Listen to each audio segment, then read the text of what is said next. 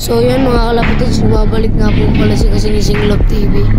Ito nga po pala guys, ipapakita ko lang po sa inyo yung pinakamatanda po nating kalapati dito. Yan po, medyo mahilap-hilap po kasi po dito po yung mga nakarang araw, pinagbababato po ng bata. Kaya po dito ito po yung papakita ko po sa inyo yung nabili nating hen. Ito po, lalapag ko na lang po dito sa crates. Kasi ito po ipapares ko po sa kanya.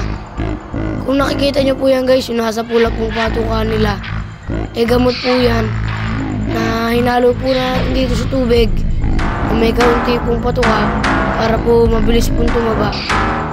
Kung makikita nyo naman yan guys, yung barako natin napapatapong na natin guys at napapagalit na natin para kung sakaling may salip man tayo sa street fight. So yun mga kasingsing, dito na lang po. At muli po, ay ito po ang ating love. Bye-bye!